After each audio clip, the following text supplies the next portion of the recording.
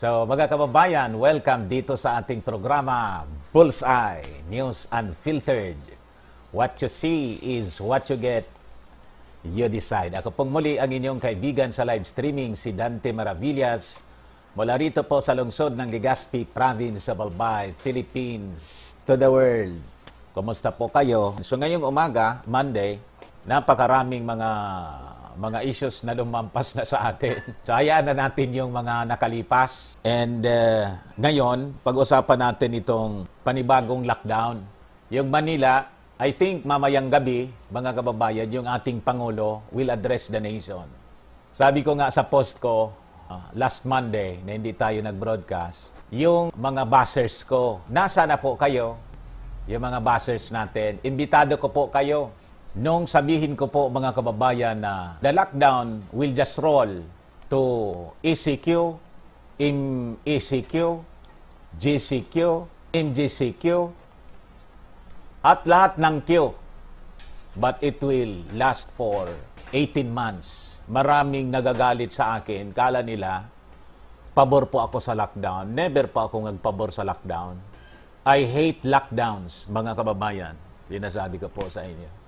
Ngayon, hindi niyo ako maintindihan kasi some of you, especially itong mga buzzers ko, wala man kasi kayong inside information. And you read the stories, ninanamnam ninyo yung mga istorya ng mga sinungaling. Yun ang inyong pinaniniwalaan kasi. So be it, you continue in your belief. Okay lang po yun sa akin kung you continue on your belief.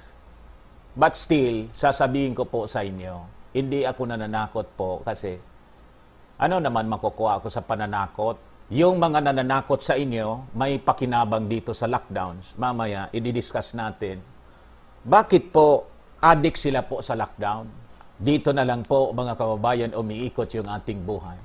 Ano ba nandyan sa lockdown? May paliwanag po rito, kaya lang hindi ito dito sa ating bansa. But this time, mga kababayan, I think, as you will know, kung ano ang rason kung bakit addict sila sa lockdown, at least you will understand, if this is happening in other countries, hindi malayo, nangyayari din ito sa atin. So, I will let you understand, mga kababayan, kung bakit addict sila sa lockdown. And in fact, alam po ninyo, yung nanawagan, mga doktor na, mga frontliners, yung naririnig ninyo sa kanila na reasons, yun ang akala nating totoong rason. Overwhelmed? Iwan ko. May nakita kayong video na nasa pasilyo na po, on the aisles na natutulog yung mga pasyente. May nakita na kayong video gano'n? Wala, no? Lahat kwento nila, just like the so-called number of deaths, dami nang namatay, wala pa ni isang bangkay kayong nakita. Ilang buwan na tayo? 5 months. Ni isang abo, walang ipinakita sa atin. And we believe. So be it, mga kababayan. So anyway, pag-usapan po natin ngayon. Then, isunod natin ang pag-usapan. Konti lang yung pag-usapan natin kasi I think hindi ko kailangan mag-discuss ngayon ng napakahaba kasi baka mabigla yung lalamunan ko. Pag-usapan din natin, bakit sila mga kababayan addict sa counting? So pag-usapan din natin mga kababayan, bakit addict din sila sa counting. May paliwanag din dito. Hindi ko po ito gawa-gawa. You know, this time, ito yung, as prophesied in the Word of God, ito yung panahon that you will believe the lies rather than the truth. Yung maririnig natin na kala natin totoo, mga kasinungalingan pala. So, nakakalungkot na ganun ang nangyayari sa atin ngayon. And I think, wala nang tambal po ito. Hindi sa sumusurrender na ako. Wala po yon. Kundi sinasabi ko sa inyo, this is the direction of this country. The destiny of this country and the destiny of the world. Yon ang ating pupuntahan. And I cannot go against it. Ang pwede ko pong gawin sa inyo sa ngayon and all other believers, yun din ang ginagawa, is to warn people all throughout the world. Para po, mga kababayan, klarado sa ating isipan kung saan po tayo papanig, saan tayo kakampi. in what will be our decision in the future. This is, hindi nga po pwedeng tawagin natin once in a lifetime. Kasi nga po, may narinig akong preaching from his recollection of history, mga kababayan. Itong nangyayaring event na to sa ating mundo, hindi pa to nangyari since the time of Noah. Imagine that. Since the time of Noah, wala pang nangyaring ganito. All throughout the world, all humanity, mga kababayan, ang apektado. At wala pa tayong naging experience na ganito na hindi mo maintindihan ang direksyon ng utak ng ating mga officials. Nawala sa hulog, mga kababayan. And itong ating programa, as usual, atid sa inyo ng napakagaganda na products from Malaysia, firming and lifting cream. At itong ating programa atid din sa inyo ng Automax Revitalizing Serum. Pinapahid po sa muka. You will look 10 years younger than your age. Anti-aging po siya. Rose Cosme. Hi Sir Dan. It's been a while. Miss ka na namin. Continue pa rin ang lockdown dito sa LA. Nonsense ang mga protocols nila sa restaurants. Hindi pwede kumain sa loob. Gusto nila lahat sa labas kumain. Sabi ko sa inyo. Iniinis talaga po yung tao. Bakit gusto nilang inisin yung tao? Papaliwanag natin mamaya. Iwan ko kung maniniwala kayo sa aking paliwanag. Ang lahat na protocols na to, nakakainis talaga. Dinesign nilang nakakainis. Para mainis tayong mainis. Kasi pag nainis ka ng nainis, you will be stressed. Pag stress ka ng stress, magkakasakit ka. Bababa yung immune system mo. Pagbaba ng immune system mo, tatamaan ka ng virus. Pag tinamaan ka ng virus, tagumpay sila. Dumamian niya yung virus, lockdown ulit. Pag nag-lockdown, stress ulit tayo. Impose sila ng protocol, dodoble yung tao na magkakasakit. Tagumpay sila sa programa.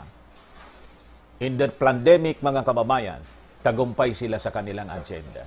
Kaya nga po, a lot of patience, prayers, yung ating gawain po ito ng Diablo.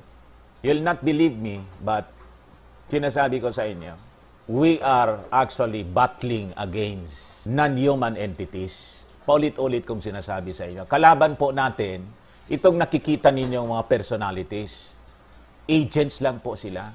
Fronts.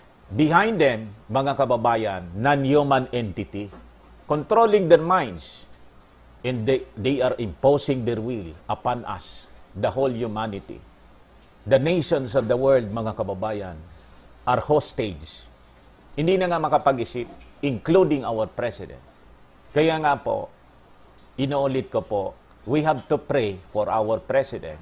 Araw-araw, oras-oras, minuto po, isama natin sa panalangin ng ating Pangulo. Or else, wala ito pong pupuntahan na ating bansa. Sabihin ko po sa inyo ng prangka. Why? Naririnig naman po ninyo yung sinasabi niya. And in fact, by December, I think, yung unang 20 million Filipinos, the recipients of the SAP, yun mga kababayan ang unang tuturukan ng bakuna. Mga kababayan, yung Pangulo, nakalimutan na yung dingbaksya. Bakit ganon ang nangyari sa ating mga officials? Mamaya, as I read the news from other countries, makakarelate po tayo. There you will understand kung bakit tayo ay ganito. Dingin ko po kasi may nakita akong information na I think yung pinakang matinding vaccination nila, yung global talaga, 2025 pa yata. So matagal pa. Itong mga mauuna kasi series siya. First wave, second wave. Parang ganito rin yung pagputok ng pandemic. May first wave, second wave. Ganon din po sa bakuna gagawin nila. But they will not accept, mga kababayan, drugs or medicine. They will never accept as a solution to this so-called COVID. Nakita ninyo sa Amerika, yung mga doctors, kung paano sedensor sila. Pero si Bill Gates, in-interview freely ng BBC tungkol sa COVID vaccines, nang sabi niya, mga kababayan, ang vaccine na to, iba-iba siya. So, magiging series po siya. Alam niyo kung ano yung motive nila kung bakit ganon. May tinatawag silang patikim. Patikim mo na, first batch, after na mabakunan yung first batch, ayos baga niya. Oh. Pwede na. Wala man anyang masamang nangyari. O di wow. Hintay-hintay lang kayo. Hintay-hintay lang kayo. Ganon talagang design nun. Sabi ko sa inyo, the purpose of that, they're so aware na ang daming mga anti-vax. To disarm the anti-vax. Magbabakuna sila, wala mang pong harm. Harmless. So comes the propaganda sa mainstream media. Oh, ano anya sabi ninyo? Nasabi ninyo, mamamatay yung mga babakunahan. Lason yung bakuna. Hindi anya totoo. Mga, kuhan kayo, fake news. Ayun, anyang isang taga Bicol, Dante Maravillas ba yun? Yung pangalan?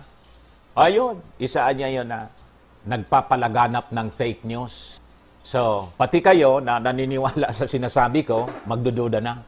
Tama niya. Pabakuna. Second wave. Pa! Wala rin. Harmless din. Ang ganda niya yung protection. Patikim lang yun. Magbasa kayo ng malalim. Pag hindi po, sabi ko sa inyo, this vaccine is a trap. A global trap by the global cabal. They will trap us. All of us. They will impose upon us. So, yung ayaw maniwala sa kwento ko, pumila agad po kayo by December.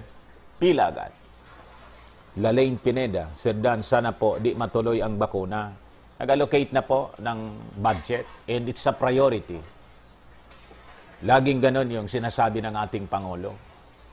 Randy Canto, Sir Dan, ano po yung vaccine na yon? Kailangan po ba talagang maturukan lahat?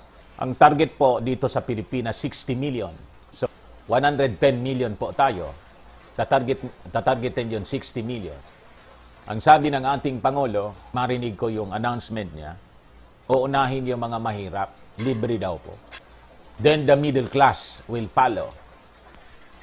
Then gagamitin po ng ating pamalaan, police. Di kayo nakalata? Police.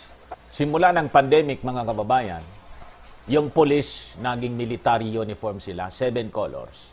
Pag dinideploy sa labas, wala na yung dating military uniform. Di kayo nakalata?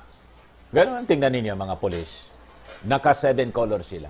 Bakit ganon? Nagkataon lang. Kinokondisyon tayo sa ganong direksyon. That is the direction of not only of this country, all throughout the world. It is a dictatorial state. Can you refuse the vaccine? Itanong natin sa ating Pangulo. Yung ating nasa mainstream, baka may nanonood po.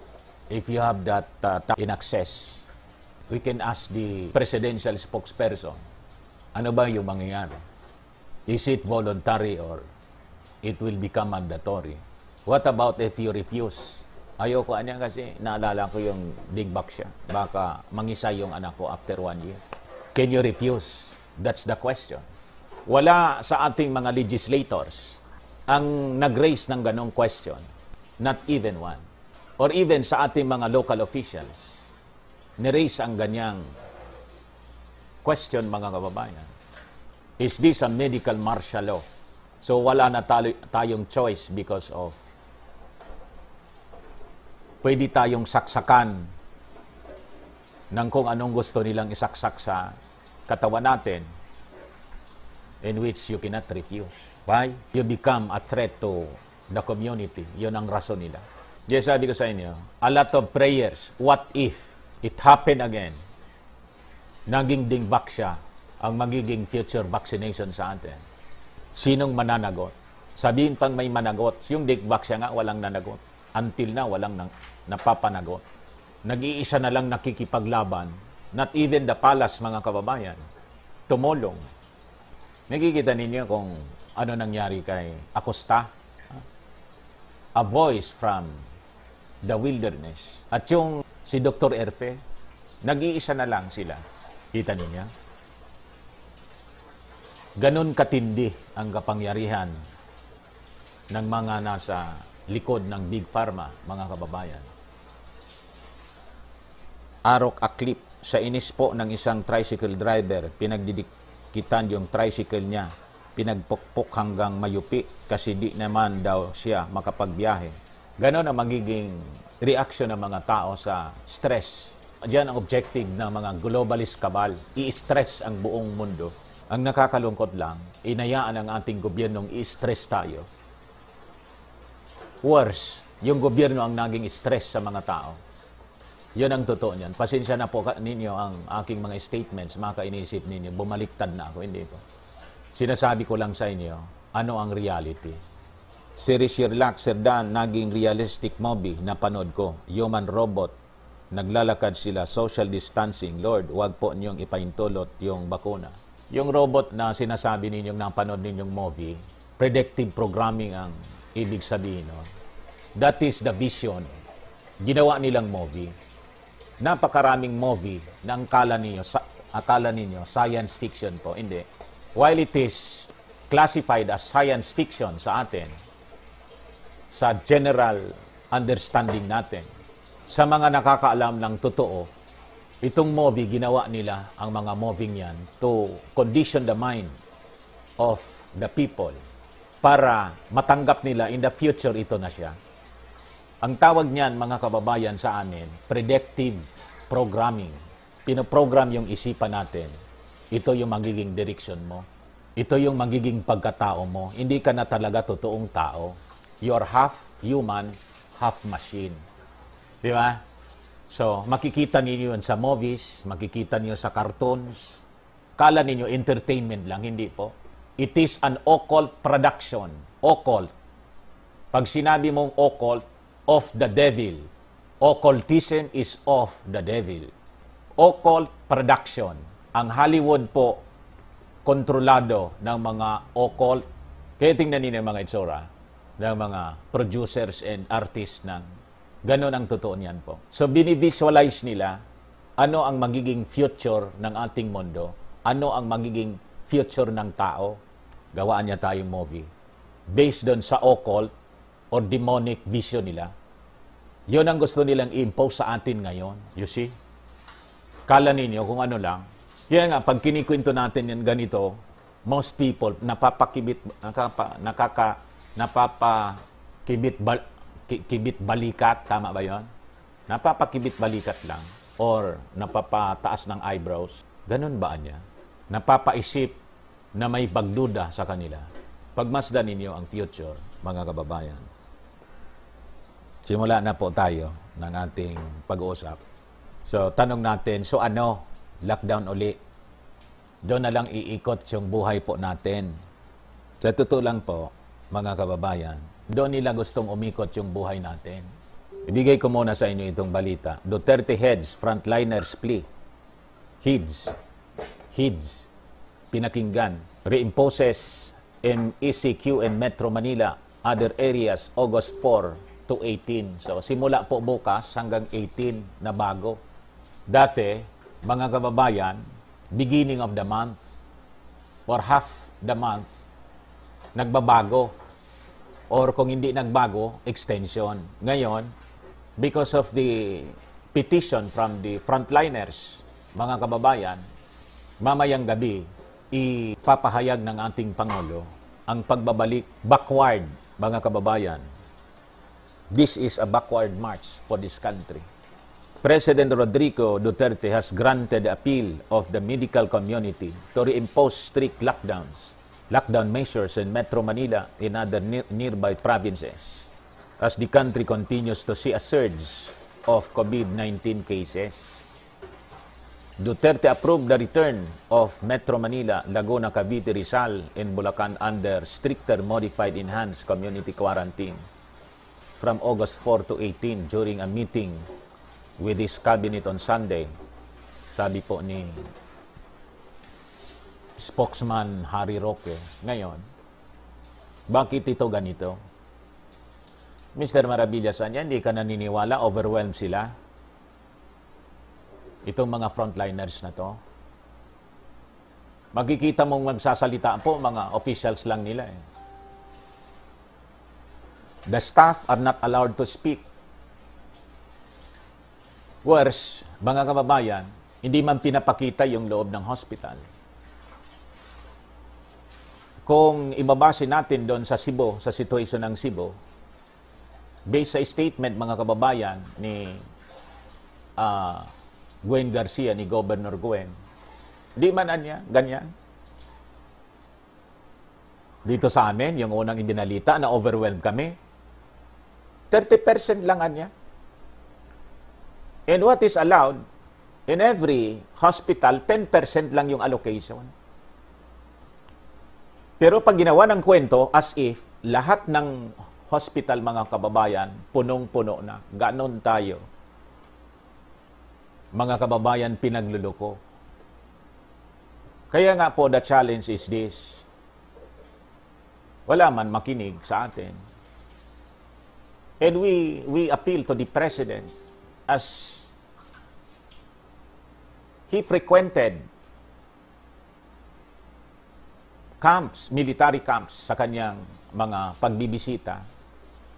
Bakit yung ating Pangulo hindi, mga kababayan, hinahayaang personal na mabisita yung mga hospitals? Is he shielded by DOKE para hindi makita yung actual situation?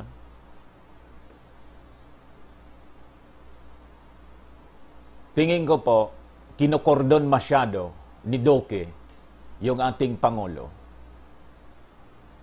para hindi niya makita yung situation, yung lahat lang niyang sinasabi. Yun ang paniniwala ng ating Pangulo. Kaya nga po, we appeal to the President. Mahal na Pangulo, matapang ka po, di ba? At ang sabi ninyo, the least na inyong kinatatakutan, yung kamatayan. We believe in you. With your statement, mahal na Pangulo. Kung ganun po, umiikot ka nga po sa mga, this is a war. Only that, ang mga sundalo natin, mga doktor at nurses, yung mga namatay, mahal na Pangulo, na mga militar, police, sa encounters, many times at walang isang pagkakataon na hindi po ninyo nabisita ang sino man sa kanila. We salute you for that. Pero dito po sa COVID, more than 2,000 na po ang namamatay based dito sa official data. Iwan ko po kung baka nakalampas sa aking paningin, nalampasan ko sa mga balita. Please, correct me, mga kababayan, kung may alam kayo. May nabisita na bang hospital yung ating Pangulo?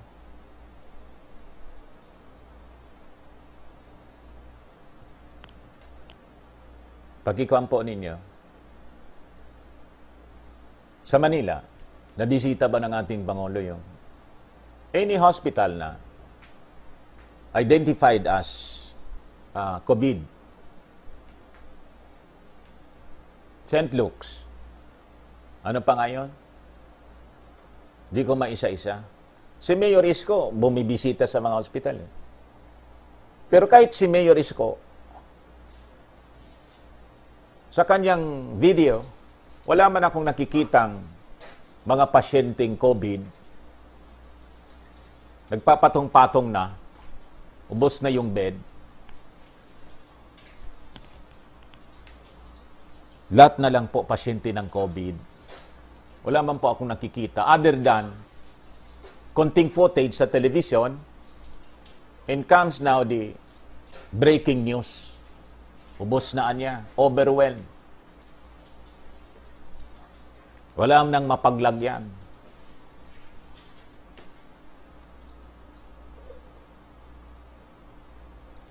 So yun ang aking tanong po,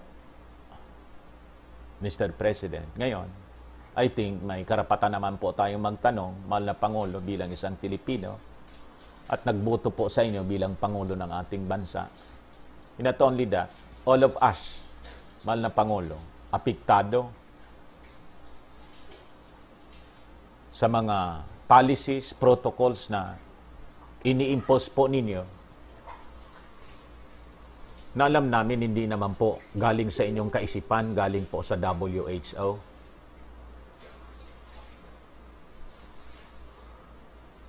Yung WHO po, yun na yung namamahala sa ating bansa.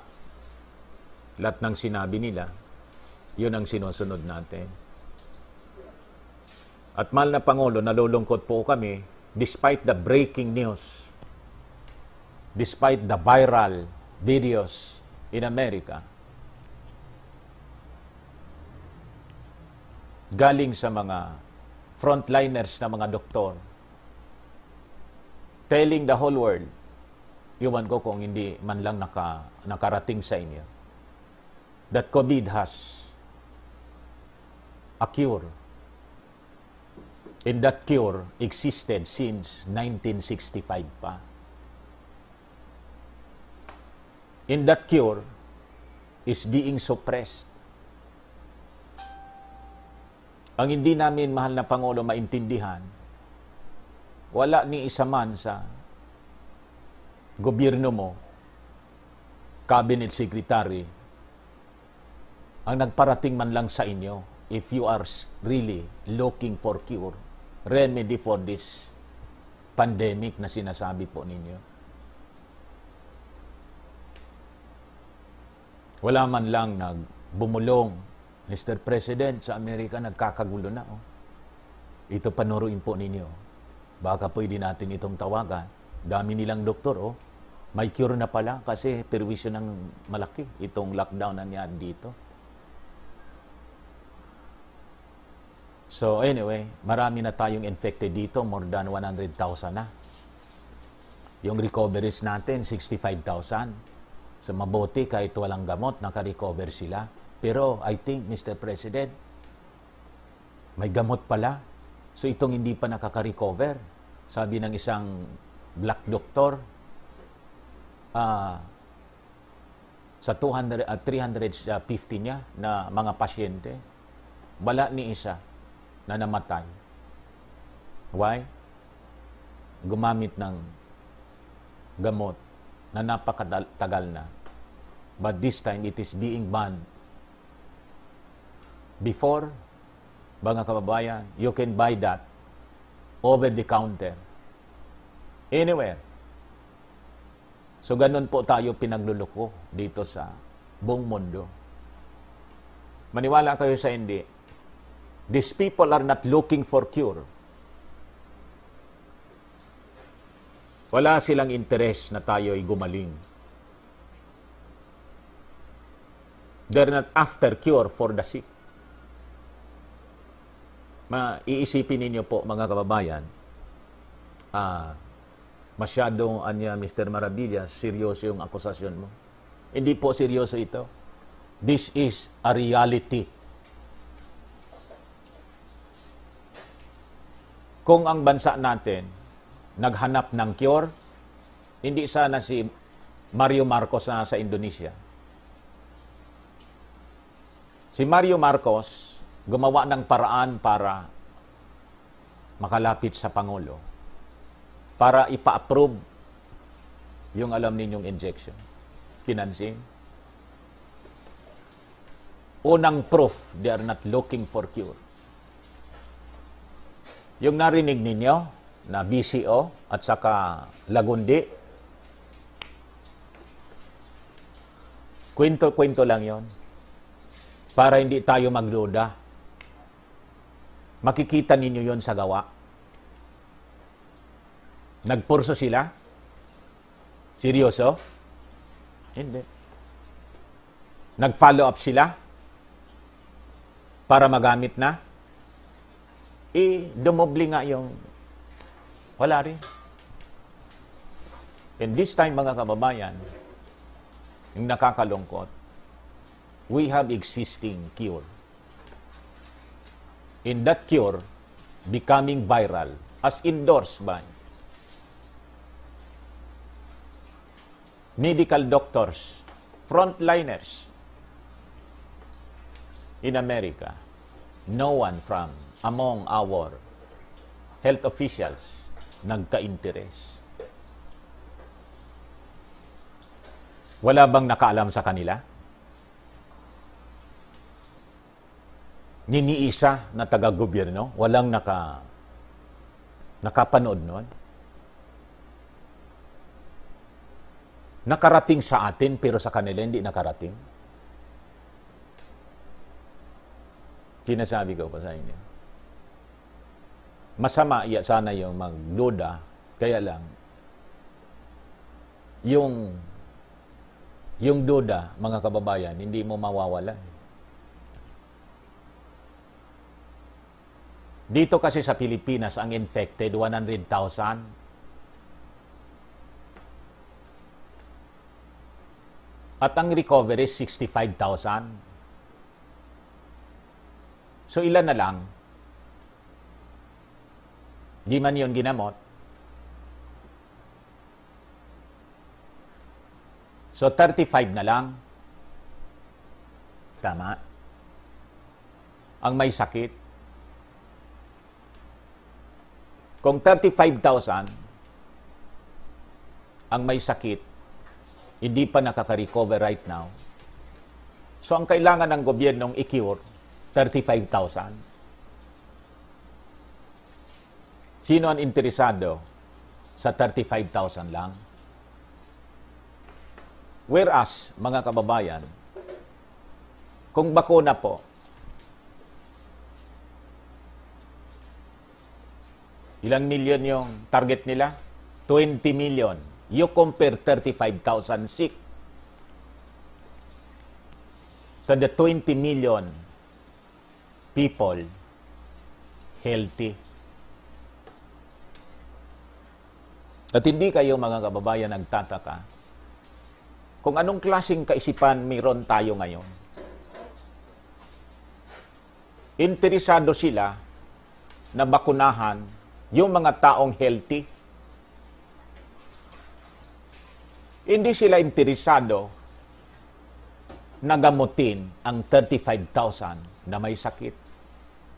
Inahayaan lang sila i-isolate, then let them recover. Dito sa amin, lahat naka-recover. Ina-isolate lang, naka-recover, and afterwards, negative na.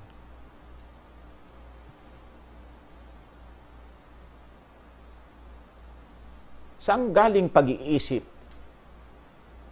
meron ang mga taong ito? Bakit ka masyado interesado in which you have to allocate billions of pesos para bakunahan ang walang sakit? O na 20 million ang target, 20 billion ang i-allocate. Next, 60 million. So magkano yon?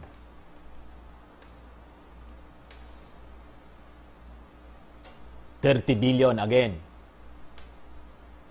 So magiging 50 billion pesos ang kailangang i-allocate para ibakuna yung mga walang sakit. Kita ninyo? Anong klaseng pag-iisip yun? Bakit ka interesado doon sa walang sakit? At wala kang interest na bumili ng gamot para sa may sakit. Kaya hindi na po nakatiis yung mga doktor doon sa Amerika. Nagpa-preskon doon sa harap ng Supreme Court. Then, wala from the mainstream media ang nag-cover. Wala na nga na nag-cover ng mag-viral 17 million. Mga kababayan, yung nakakita sa buong mundo, it was censored. It was deleted by Facebook, by YouTube, lahat ng social media. The following day, nagbalik sila to tell the whole world that the big tech companies, they're censoring them for spreading misinformation. Ngayon, mga kababayan, ang tanong ganito. Ganon ba kabilis mag-establish ng misinformation ang mga big tech? Ang ibig bang sabihin, mas magagaling ang mga may-ari ng big tech companies in terms dito sa issue ng kalusugan kaysa dito sa mga frontliner doctors? Imagine that. Mas credible ba na magsalita sa issue ng health ang big tech companies kaysa sa mga doktor? Sabi nga ng isang doktor doon, yung black doctor, Nigerian, ang tanong ko niya ganito, kami niya hindi papaniwalaan. We are the frontliners. Sa amin pumupunta, sa mga clinic namin, pumupunta yung mga pasyente. Now, I ask you, ito si Dr. Fauci, kailan na sila huling nakapaniig, nakahawak ng pasyente? Kailan yun nangyari? For them to claim that they're more authoritative than us, more expert than us. Kami mismo yung nanggagamot, kami yung nagre-resita, alam namin kung anong uri ng gamot ang effective, alam namin ang hindi effective. Why? Yon ang araw-araw na ginagawa namin. We diagnose, we treat. Si Dr. Fauci, wala, nandun. Nasa taas lang, salita ng salita. Parang si Dr. Doki din, mga kababayan, nandun. Gumaganon-ganon sa ating Pangulo. Sabi ko sa inyo, 3,100 na yung nanonood sa atin kahit hindi tayo makaboylo ng pagsasalita.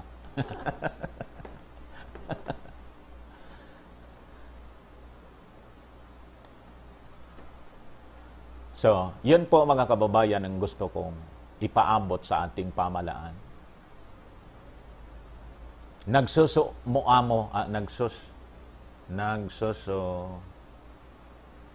Nakikiusap na lang.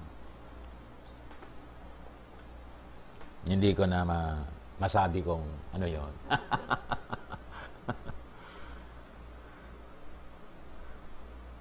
Sabi ko, nakikimahirak. Nagmamakaawa po kami, mahal na Pangulo. Kikiusap po kami sa inyo. Baka naman pwede ninyong mapansin po ang aming hinaing. Di po ba gusto ninyo matapos na to? Narinig namin eh. Sana naman po hindi bakuna lagi yung sinasabi po ninyo as the ultimate remedy. Kasi po, normally po, sa normal na pag-iisip po, mahal na Pangulo, hindi sa abnormal at negosyo yung iniisip.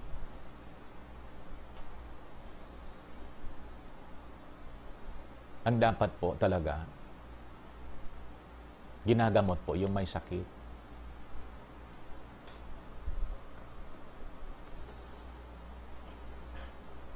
Wala pong rason na gamutin mo walang sakit.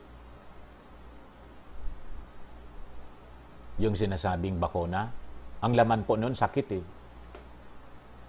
Weakened virus. So bakit mo ilalagay sa walang sakit, walang virus, yung bakuna? Alam po ninyo, mahal na Pangulo, yung Spanish flu. Kung ang alam po ninyo sa history, mahal na Pangulo, yung Spanish flu pumatay sa almost 50 million. May ibang kwento doon, mahal na Pangulo. Kala ninyo, dumating na lang yon ng walang dahilan. Ang dahilan pala noon, nagkaroon ng vaccination.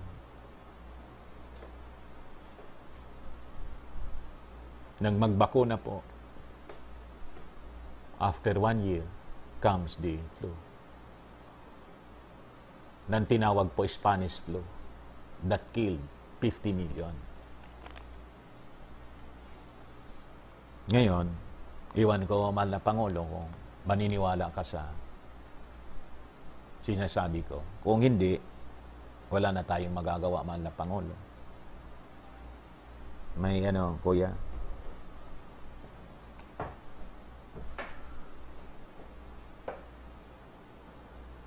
Si Maomi Tamayo, $200.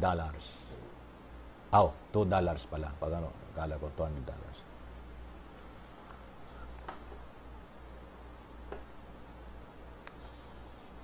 Pero hindi pa rin kami susuko, mahal na Pangulo, sa pakikiusap po sa inyo. Till the end, we will appeal to you. Hanggang ngayon kasi, naniniwala kami, mahal na Pangulo, na you are still innocent sa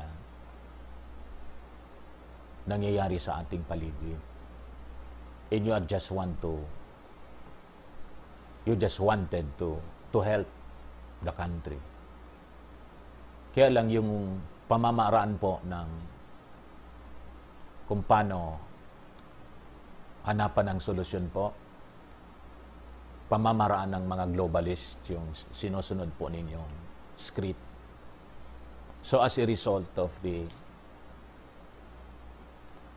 implementation of the script ng mga globalist, lumala lalo po, mahal na Pangulo. Tingnan ninyo. Lumala lalo. Hanggat, mahal na Pangulo, ang sinusunod ninyong script ng mga globalist kabal, walang solusyon po ito. Wala. Titigil yung pandemic? Hindi. Diretso tayo sa bakuna. At yung bakuna po, hindi po yun solusyon, mahal na Pangulo. Sabihin ko sa inyo ng prangka, the vaccine is a trap. The vaccine is human enslavement. Maniwala po kayo, mahal na Pangulo, sa hindi. And sana po, hindi po kayo kasama doon sa grupo. Although may mga nagsasabi na yung anak niya ni Mr. President, member ng Sinico. Oo nga. Totoo nga. You see? So, brace for the worst, mga kababayan. Maniwala kayo sa hindi. Based sa programa, this will last for 18 months as planned. 18 months lockdown, rolling lockdown. Then, mandatory vaccination.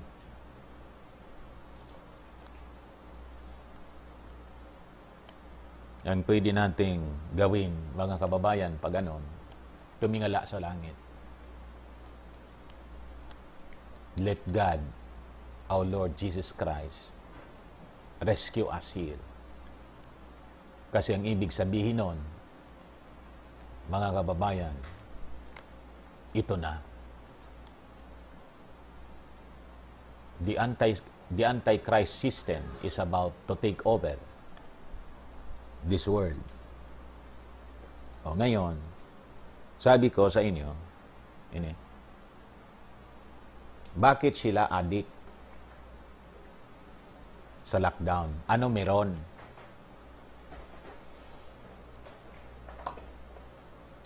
Basahin ko po ito. Galing ito sa... Saan ba galing ito? Anyway, basahin ko na lang po sa inyo. This was published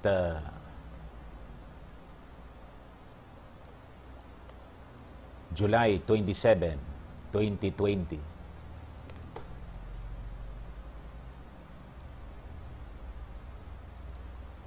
Sabi dito,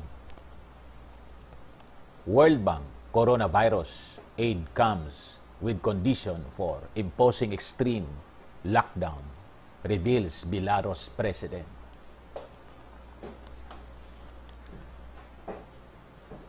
Ano daw? Exposed. World Bank coronavirus aid comes with conditions for imposing extreme lockdown, reveals Belarus president. Kaya naman pala adik sa lockdown. Hindi makagalaw ang mga leaders ng mundo except this president of Belarus na pumalag. Kasi pala, ang World Bank magre-release lang ng aid, ng loan. Loan yun with conditions of extreme lockdowns.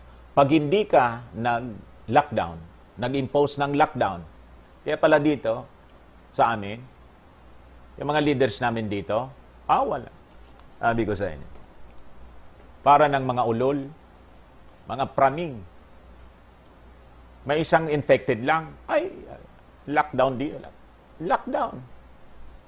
3 barangay naman dito ang linakdown.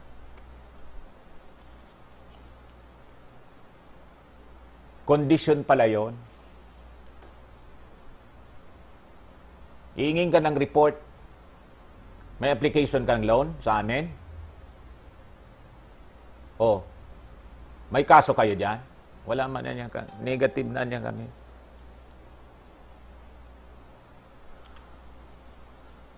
Pag negative, hindi na niya kayo makautang. May positive niya kami pala. I-positive yan.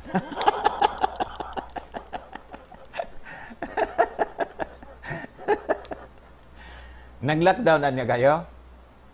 Hindi nga, kasi yung economy namin, nahirapan na tayo sa, walang release. Lockdown. Now you understand.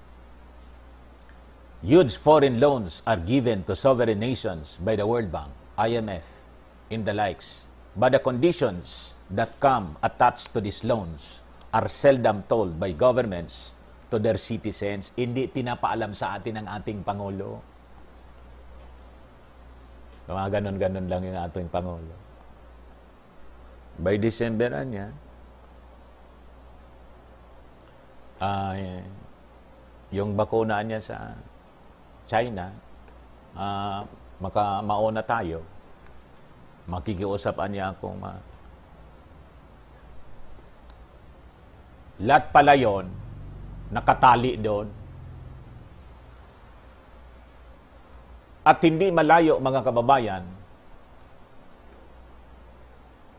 na ang isang kondisyon din, hindi lang sa lockdown, ang bibilhin mo sa loan, hindi gamot, bakuna.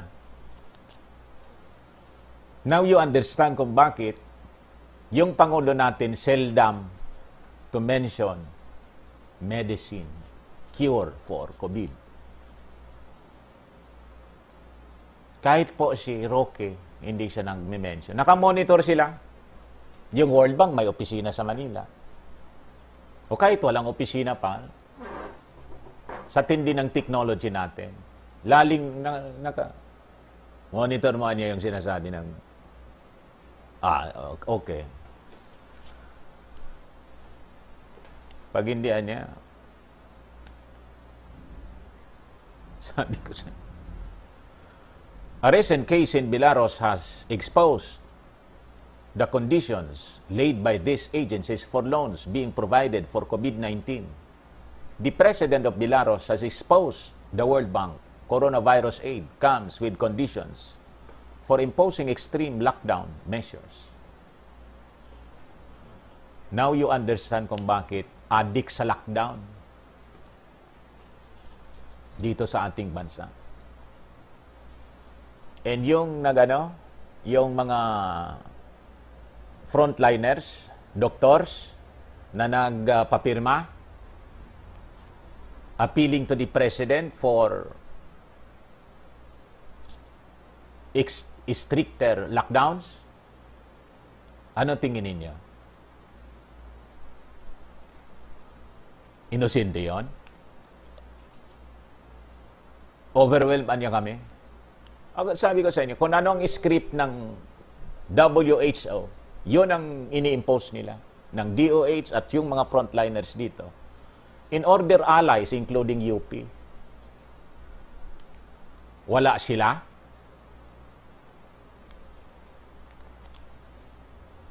Bakit? Sinong may magsasalitang meron? Meron ka, magsasalita ka pa? Sinong loko-loko dito sa mundo? Meron ka na, nag-ingay ka pa? O di nahuli ka. Pero tingnan ninyo, may mga tao rin na mabubuti, mga kababayan, ang kalooban.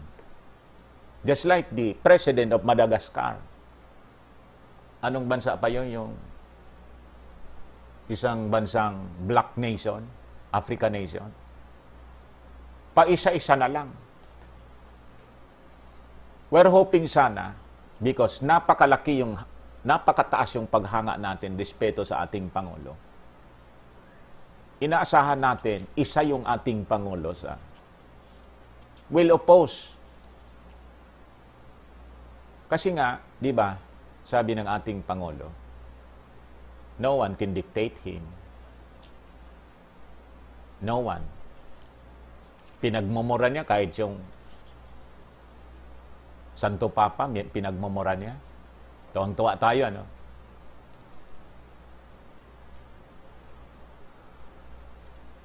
Si Baruch, pinagmumura niya.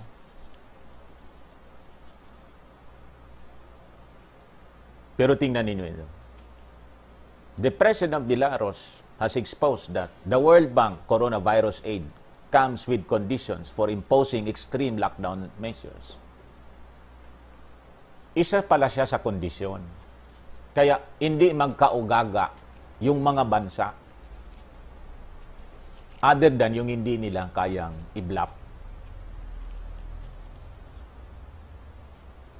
Yung mga bansa na hindi nag-lockdown, ang ibig sabihin nun, hindi nila ma-block, hindi nila masuhulan.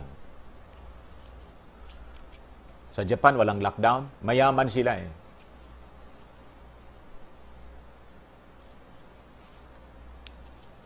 Sabi ko sa inyo. To model their coronavirus response on that of Italy and even changes in the economic policies which he refused as being unacceptable.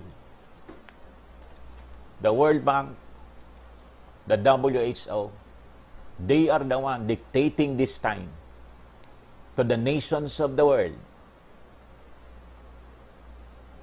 kung ano ang dapat gagawin. They're the fronts for the emerging New World Order, mga kababayan. And we are heading fast to that, mga kababayan, direction. Maniwala kayo sa hindi. I-label pa ninyo itong conspiracy theory. Sasabihin ko sa inyo. This is not a conspiracy theory. These are realities. These are the unfolding events. These are prophecy.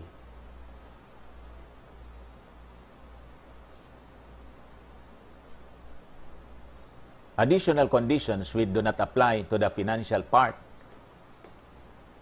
are unacceptable for Belarus. Belarus President Alexander Lukashenko said when speaking about an external lending during a meeting to discuss support measures for the real economic sector on the part of the banking system, reported Belarusian telegraph agency Belta. Alexander Lukashenko asked the participants of the meeting how things were with the provisions of foreign credit assistance to Belarus. What are our partners' requirements? It was announced that they can provide Belarus with $940 million in the so-called rapid financing. How are things here? The head of state inquired. At the same time, he stressed that additional conditions which do not apply to the financial part are unacceptable to the country. We hear that the demands, for example, to model our coronavirus response on that of Italy. I do not want to see the Italian situation to repeat in Belarus. We have our country, our own country, in our own situation, the President said.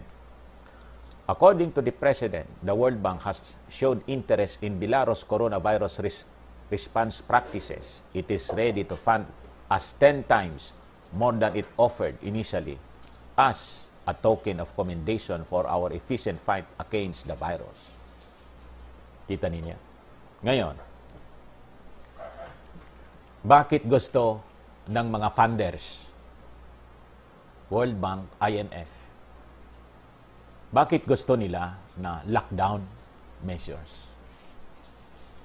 Siguro naman po, simpleng analysis na to, di naman ninyo ako pag-iisipan na as if nagmamagaling ako. Ako na yung pinakamatinding analyst, financial analyst dito sa ating bansa. Di naman siguro ganun.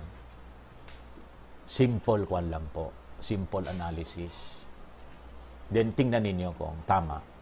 Bakit gusto i-impose ang lockdown ng World Bank before they can release? Kala ninyo, ang intention ng IMF World Bank para mapotol yung transmission ng virus? Pag naniwala po tayo na yun ang intention nila, paraan niya flatten the curve, ay, ibig sabihin, no, nabiktima tayo ng kasinungalingan nila. Naniwala tayo sa kasinungalingan. Hindi po yun. Ang totoong intention nila, why they want lockdown to collapse the economy. Bakit naman niya, Mr. Maravillas, ganon? Napakasama naman ang tingin mo. Pag nag-collapse po kasi yung economy ng mga bansa, wala tayong ibang pupuntahan. Sila. Nakasandig na lang tayo sa kanila. That is their very objective. Why they want to collapse the economy of every country so that they can dictate on every nations of the world on their terms. You will operate your country, your economy on our terms. Ano sabi sa Bible? Proverbs chapter 22 verse 7. The rich ruleth over the poor. Kita ninyo. Gusto nila tayo, kasi umaangat na tayo eh. Sinabotay nila yung ating bansa through this COVID. Gusto nila bumagsak tayo ng tuluyan. That is why they are imposing lockdowns. Sa Belarus, mga kababayan, hindi sumang-ayon yung Pangulo nila. Hindi yan eh. We have our own situation here. And if it is your condition, will not follow. The World Bank IMF just wanted to enslave us. That is why they want to impose lockdowns, unending lockdowns, para tumumba po ang ating economy and our operations will become totally dependent sa kanila. We will be at their mercy. Maniwala kayo sa hindi. At yun din ang gustong mangyari ng si Prince Charles. Ano sabi ni Prince Charles? Kailangang tawag doon, we will implement as if he is the owner of the world. Parang si Bill Gates na din ang, kung magsalita si Prince Charles po, alam na eh. Magkakasama sila eh. We will implement a new economic model all throughout the world. Magsalita kang ganyan. Bakit? Sa'yo yung buong mundo. Yung economic model mo, kung gusto mo, sa'yo na. Wala kaming paki kung anong model siya. But to impose your model on every human being, you are playing God. O ngayon, ano sabi rito? The rich rule it over the poor. Kaya tingnan niyo ugali ng mga mayamang bansa. Ayaw nila yung mga bansang mahihirap, umangat. Pag umangat-angat, sasabotahin nila. Gagatungan yung conflict. Para yung budget, yung pera, naubos lang sa away. And the borrower is a servant to the lender.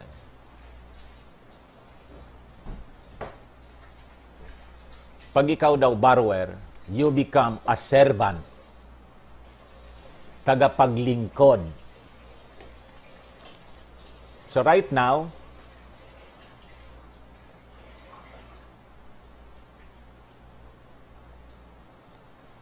with all the protocols, as we follow the script imposed upon us, we become a servant. Pasensya na po kayo. Utusan na lang po tayo ng... Ngayon sabi ko sa inyo po, itong bansa natin, nakakalungkot nang umabot ng dumating si COVID. Kakalungkot. Sabihin ko sa inyo ng prangka, masakit yon. Pati ako nasasaktan ng sinasabi ko ito sa sarili ko. Parang nawala na po tayo ng gobyerno. Tama po. Right now, wala na po tayong gobyerno. Ang gobyerno po natin, WHO.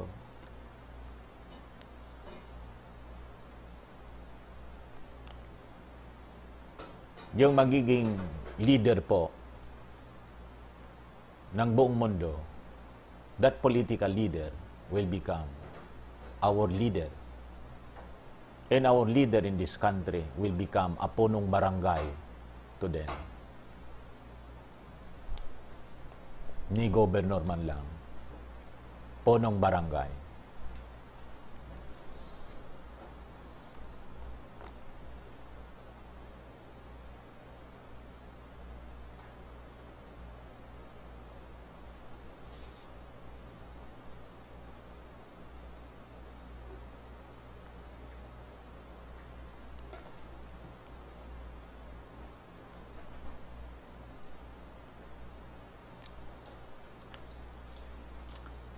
Losashenko is one of the opinion that a complete lockdown was completely unnecessary.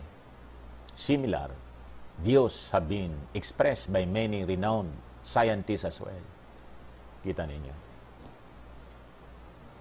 Complete lockdown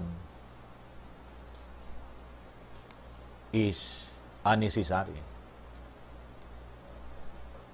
Recently, an Indian doctor has debunked the official narrative on coronavirus. He emphasizes that stress affects health and said that fear is not necessary because eventually people will develop natural immunity to this virus. He is one of the few people to advocate the opinion that life must continue uninterrupted. So ang ganitong mga balita, mga kababayan, hindi siya pinapublish sa mainstream media.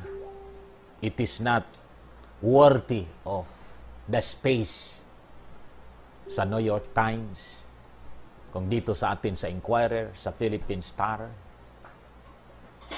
Unworthy. Just like the statements of the American doctors. Hindi kasi narrative nila eh. Walang pera doon. Walang pera. So, ganun ang ugali dito sa mundo natin. Yun ang nakakalungkot na katotohanan. That is why we have to continue on praying to people like the President of Belarus, of Madagascar. Di ko sinabing di na natin ipagpanalangin yung ating Pangulo. Panalangin pa rin natin na magkaroon siya ng change mind pag hindi po nagbago ang kanyang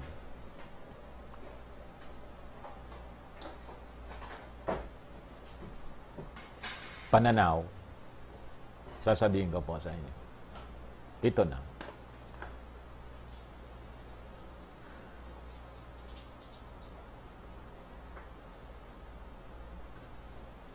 The truths are being suppressed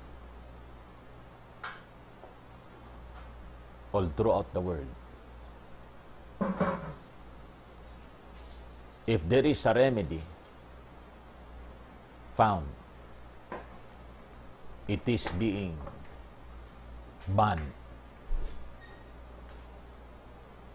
Kita ninyo? So you can safely conclude these people in power, they're not actually looking for cure. Napakalinaw. They're looking for problems in problems in problems. And their solutions are complicating the problems, the existing problems that we have. Bakit po nagko-complicate siya lalo? And that is the design of the globalist cabal. I-complicate yung lahat. Ano na nangyari pala sa ano? Ano na nangyari doon sa barrier? Wala, di ba? Kita ninyo.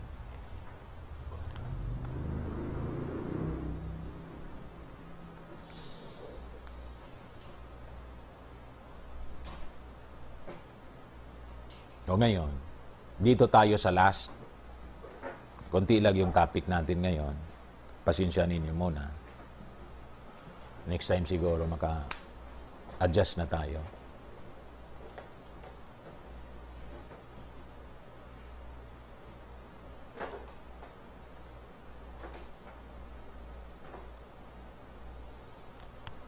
Dito tayo sa bakit addict sa counting?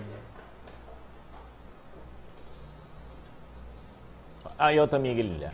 Sabi ko nga sa post ko po, iwan ko kung nabasa ninyo. Alam ninyo yung problema natin? This will just end. Kung gusto nating tatapusin natin itong problema natin, napakadali. Una, nagagawin lang po, tigilan yung counting.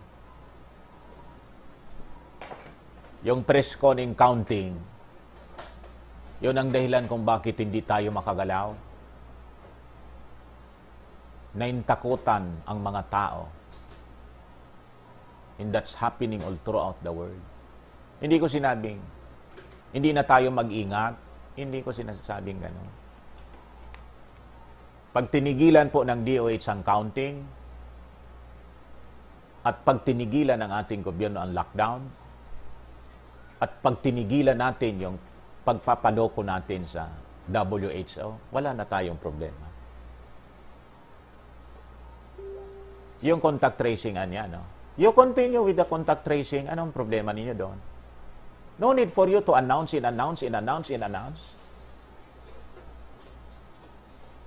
Di contact tracing ninyo.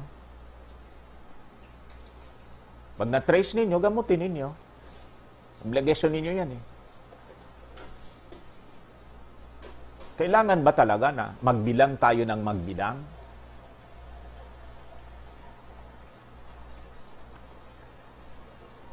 Kailangan kasi magbilang para may bibilangin din kayo. Anong ibig mong sabihin, Mr. Maravilla, sa gano'n? O ito, basahin ko po sa inyo kung bakit bilang sila ng bilang. Di ito galing dito sa atin. Pero, just like the lockdowns na kinontra ng Belarus president, hindi malayo na nangyayari din ito sa atin dito. This is the report, mga kababayan, from Washington Examiner.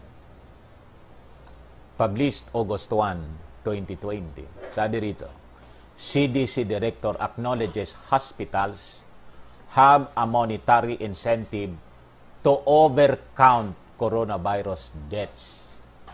Sa lockdown, bakit addict sila sa lockdown? Para pautangin ng World Bank Pag hindi mag-lockdown, walang utang. Bakit bilang sila ng bilang at hindi sila titigil po sa pagbibilang? Kasi pag tumigil sila sa pagbibilang, mawawala yung incentive. Nagtaka pa kayo. Kaya nga sa Cebu, galit si Governor Guen. Pati niya yung motorcycle accident na namatay. COVID, masigasig yung mga doktor sa pagbibilang. Pag hindi COVID, kakausapin yung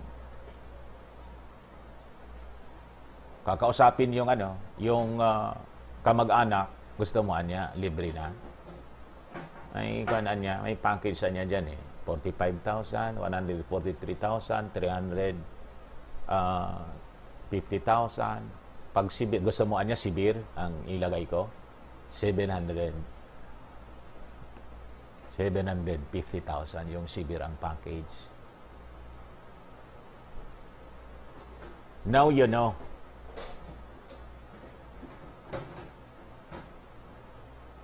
Ito yung nakakalungkot. Wala silang pakundangan. Wala silang pakialam kung madurog ang ating economy. Wala. Ang importante, mayroon. Basahin ko po sa inyo. Sa Amerika po ito. Pero kung anong kalakaran po doon, global kasi ito Hindi malayo, it is, being practiced. Hindi malayo. Sa Cebu, nangyari.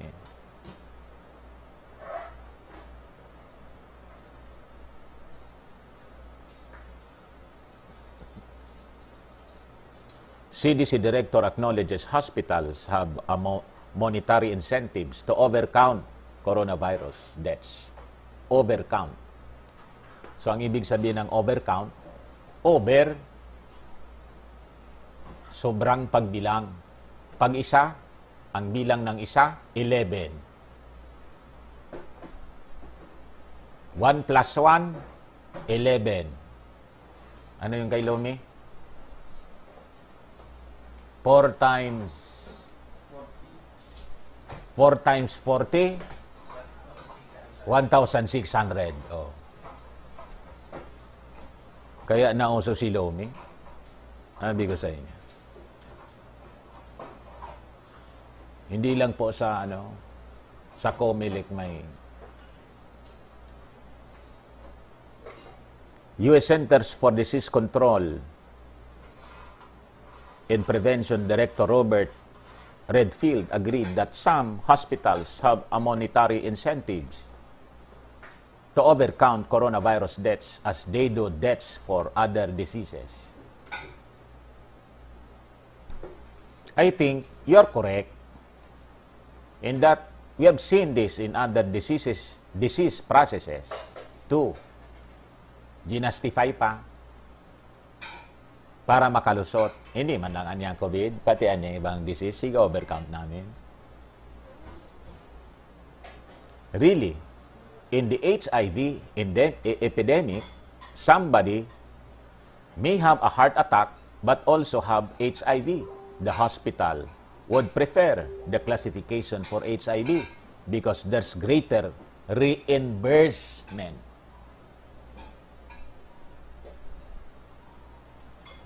Tama. Yung sumingaw dito sa Cebu, nakalakaran, nangyayari din sa Amerika. Kasi nga po, yung incentive, yung reimbursement, malaki. Redfield said during a House panel hearing Friday when asked by Representative Blaine Lott-Kemier about potential perverse incentive. Redfield continued, so I do think there's some reality to that. When it comes to death reporting, though, ultimately, it's how the physician defines it in the death certificate. And we review all of those death certificates. So I think probably it is a less operable in the cause of death. Although I won't say they are not some cases. I don't think, though, that when it comes to hospital reimbursement issues or individuals that get discharged, there could be some play in that for sure. Kaya nga po, huwag na kayong magtaka mga kababayan kung bakit dumarami ang kaso. Yung bilang po kasi, hindi pwedeng di makabilang. Pag wala kang nabilang ngayon, ang ibig sabihin niyan, walang incentive ka ngayong araw. So ngayon, more than 5,000 kahapon yung kaso. Imagine na lang po ninyo kung ilang incentives yon.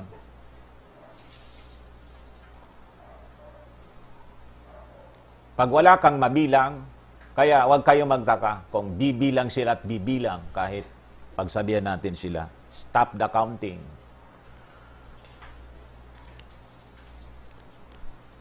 Hindi ba ninyo masolusyonan yung problema ng bakit kailangan ninyo magbilang ng magbilang? Pwede bang bilangin lang ninyo at huwag nang i-publish? We will just, you just report it at the end of the year. Bakit naman, anya, Mr. Maravillas, gusto mong ganon? Ganon naman talaga yung dati, di ba? Kailan tayo nagbilang ng may sakit at namamatay dito sa Pilipinas? Di ba ngayon lang po? Sabi ko nga po sa inyo, if you see the statistics, you will be shocked. Hindi man po COVID ang number 1 killer. You see? Di man COVID. Ang COVID po, number 3. Yung pneumonia nga po, number 2. Talo pa yung COVID. Di man tayo nagbilang ng pneumonia. Highly contagious din yon. Deadly. Bakit COVID? Walang incentive sa pneumonia. Heart attack, wala din. Saan may incentive? COVID. You see? Kasi nga po, as you announce, napapraning yung tao, hindi na makagalaw.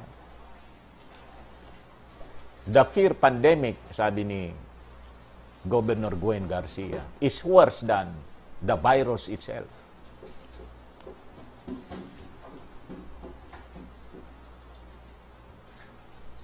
It destroys local and national, global economy.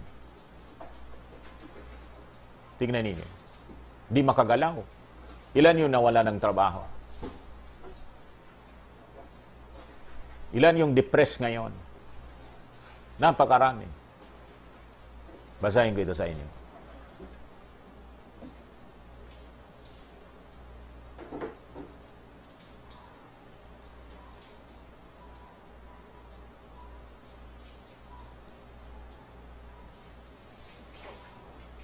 Ito na ba yun?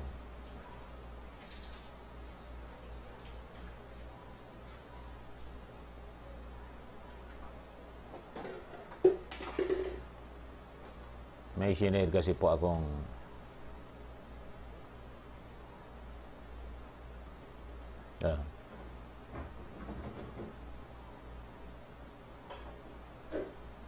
published July 28. CDC Director compares rate of suicides to COVID-19 deaths.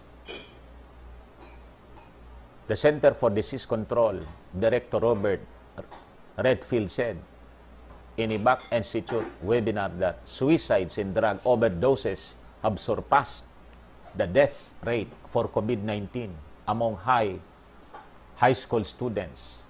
Redfield argued that lockdowns and lack of public schooling constituted a disproportionally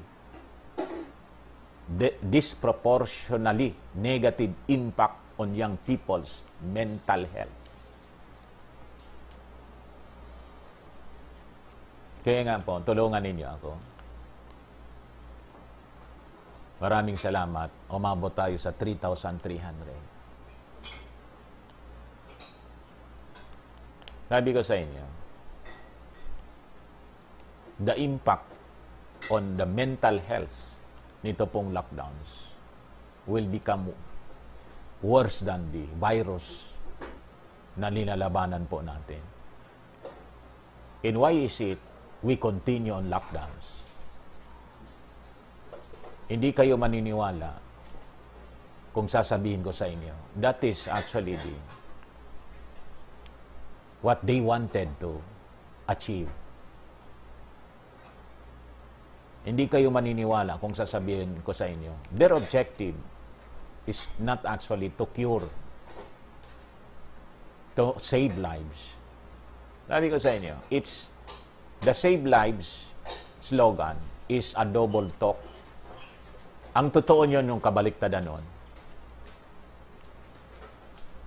Maniwala kayo sa hindi. As we continue on the lockdowns, tingnan ninyo ang consequence. Ilang months pa lang tayo? 5 months. Tingnan ninyo. But there has been another cause that we've seen, particularly in high schools, Redfield Seed. We're seeing, sadly, far greater suicides now than we are deaths from COVID.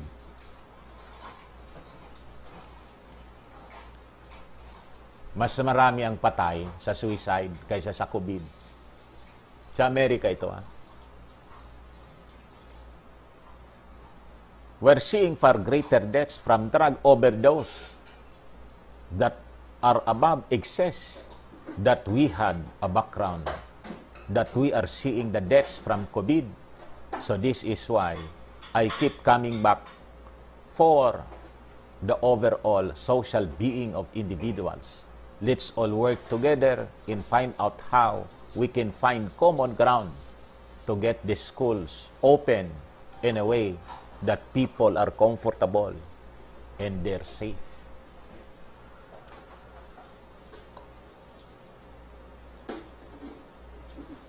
Kita na ninyo.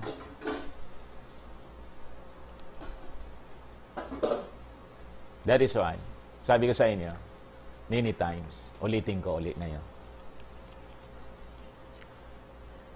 The pandemic lockdowns will last for 18 months to 2 years. Then, mandatory vaccination. You have to be prepared mentally, physically, spiritually. Ultimately, sinasabi ko sa inyo, you should be prepared spiritually. Pag hindi po, iwan ko lang.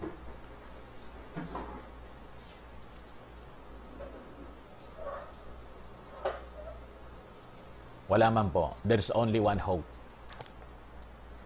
In this earth, in this planet, there's only one hope. It is only the blessed hope. What is that blessed hope? Mga kababayan, it was the promise given to us by our Lord Jesus Christ. That blessed hope is the catching away of the believers. Before pa na mag-take over itong mga kampo ng kadiliman. Sino yan?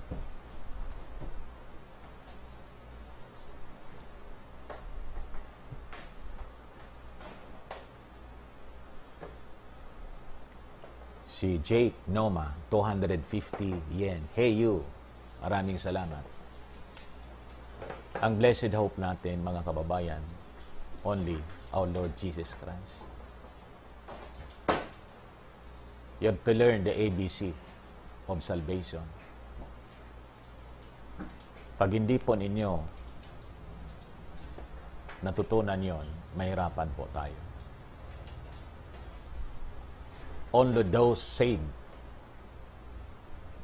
the true believers, will be raptured in this earth. non-believers will be left behind. Wala po akong kinalaman doon. Wala akong kinalaman. Ang may kinalaman doon, yung ating Panginoon. At ang pipili kung sinong kasama, hindi man po ako, hindi ako. As ambassadors of Christ, I have to tell you this warning, not to convince you, but only to tell you. Nasa sa inyo na yung paano tanggapin.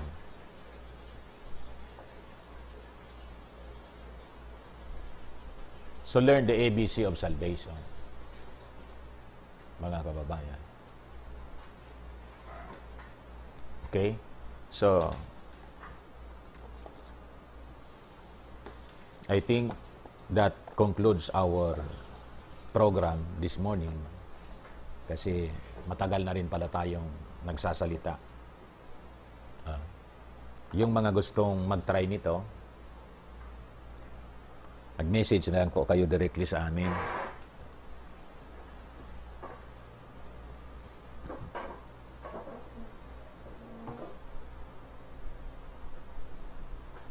Anisita Caicedo, nako, kawawa si President Duterte. Ang problema, may mga dilawan na pasigi-sigi po na wala po tayo, wala tayo kung di magdasal na lang. Kay naka-Bible naman kaya, nasa Bible naman siguro. Evelyn Aragones, Sir Dan, bakit po di kayo tumatawa ngayon? Mukhang malungkot po kayo. Bakit po? Malungkot talaga po ako kasi tingnan ninyo ang nangyayari sa ating bansa. Nakakalungkot.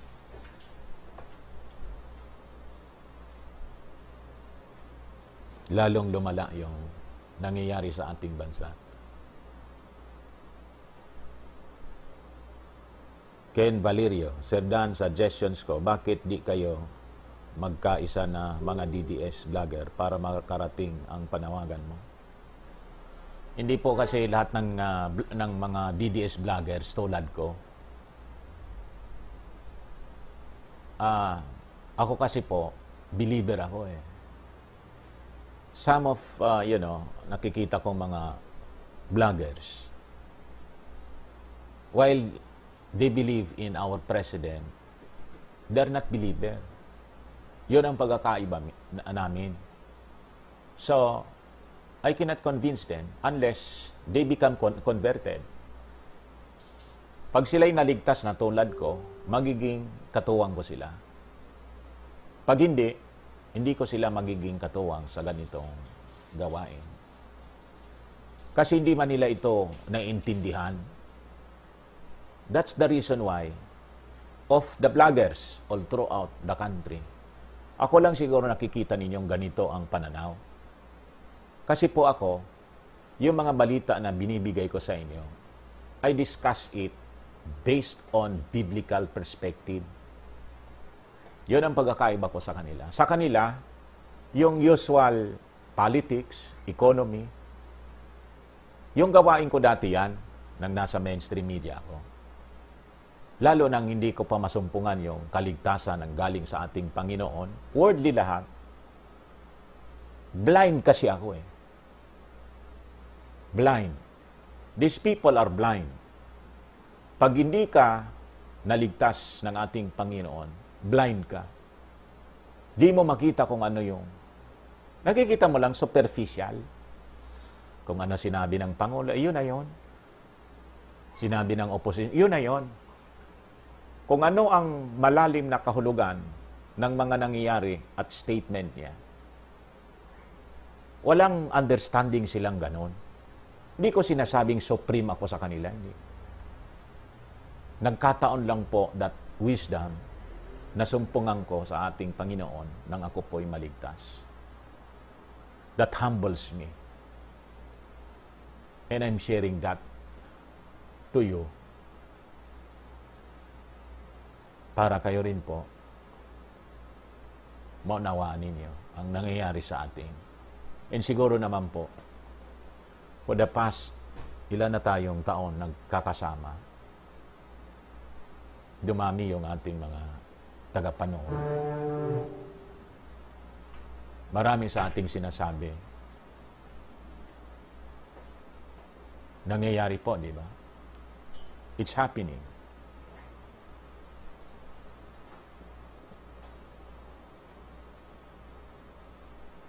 Enrico Padre, Jason sa mga panakot, tas magpo-post ng mga pagkain niya. Buti pa, pagbukas ng kaldero niya, may malamon siya. Paano yung mga isang kahig, isang tuka? SM Noses, good afternoon Sir Dan, have a blessed day watching from Hong Kong. Iral Vlogs, may narinig ako na member ng Mason, ang ating Pangulo. Baka totoo na member. Mayor pa siya, narinig ko.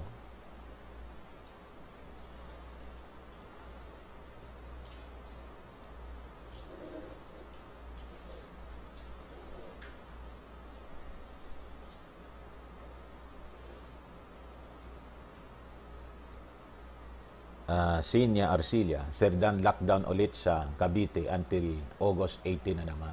Effective bukas ng gabi. News up to date, malabong magkaisang mga DDS vloggers dahil di naman sila naniniwala sa na nakakasama ang nangyayari ngayon. Karamihan sa kanila ay oo lang ng oo. Sa sasabihin ng Pangulo, ipanalangin na lang natin sila. Sa totoo lang po, napakahirap,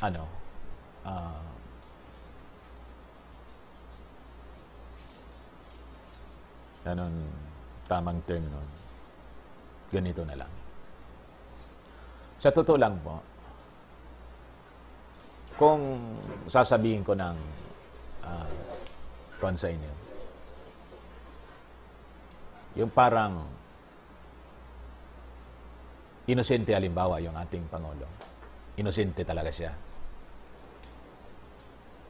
To the belief of the President in the rest of his cabinet, itong ginagawa nilang protocol imposed by WHO, they're so convinced, mga kababayan, these are the rightful things that should be done to address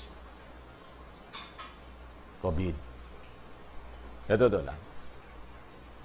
So napakahirap na baguhin natin yung isip ng ating Pangulo kasi sa tingin niya, to the best of his knowledge and understanding of things, ang ginagawa niyang ito ay para sa kabutihan natin. Tama? And the followers of the President are so convinced na ganun.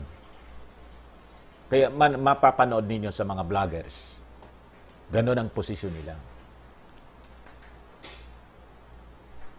So, ikaw anya Mr. Maravillas, bakit biglang ayoko mapahama kayo? Kasi alam ko kung ano ang direksyon natin. Sino yung nag-impose nito sa atin? I am fully aware ng maitim na balaki ng mga globalist cabal from the beginning of time. As a believer, napaka-linaw sa aking isipan kung sino ang nasa likod nitong ambisyon na to sa buong mundo. That's the reason why in this imposition of protocols, in the policy with COVID-19, humiwalay ako.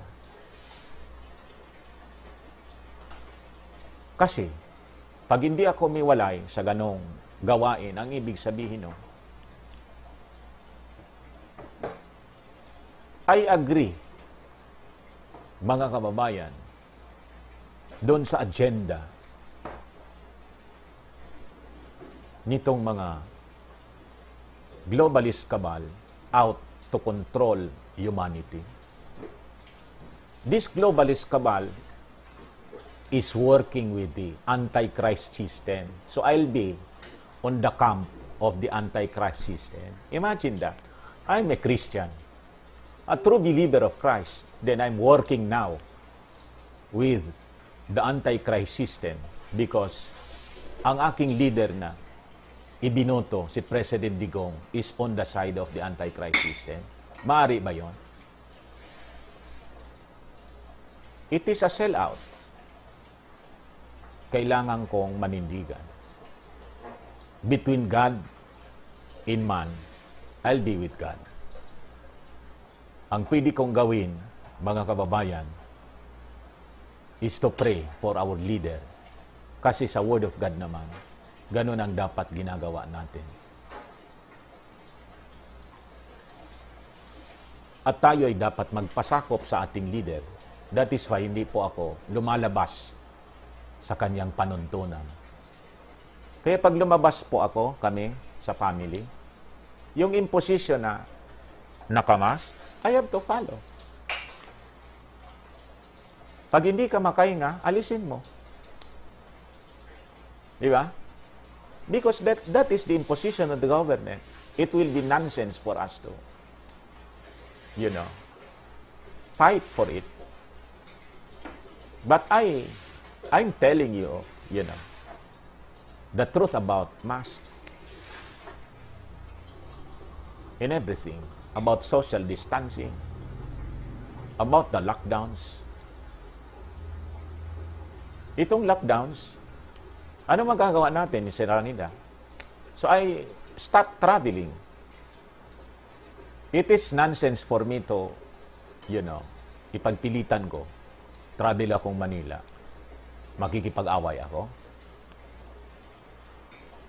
Sa daan, igigiit ko na I do not believe in lockdowns. That is nonsense.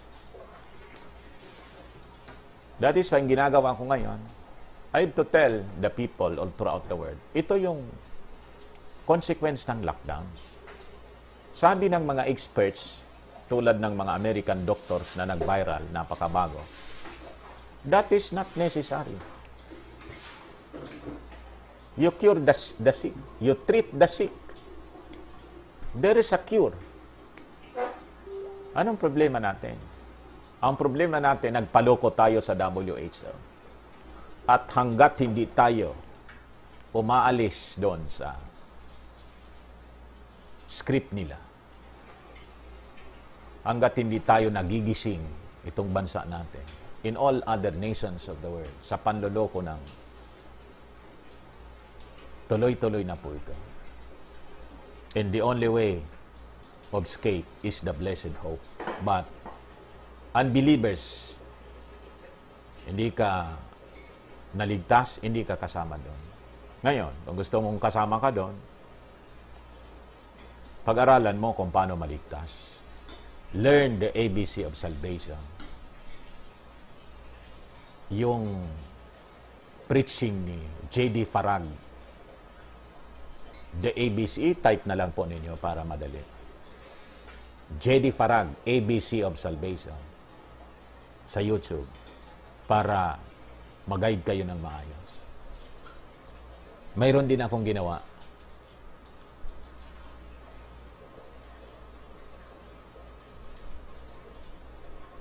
Anita Ruinard, salamat po Sir Dan, magandang araw po.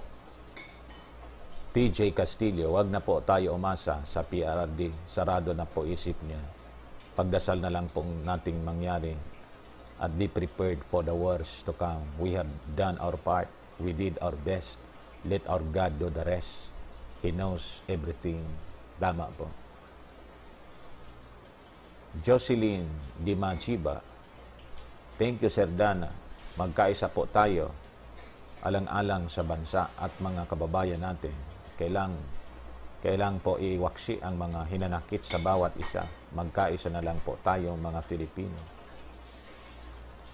Ngayon mga kababayan, pagpasensya na po ninyo, I have to, end our discussion kasi ayaw ko munang magsalita ng napakahaba para makapagpahinga yung aking lalamunan, bumalik yung dati nating tinig with force. this time, hindi ko po siya pinipuwersa. Maraming salamat po. Bye-bye, mga kababayan.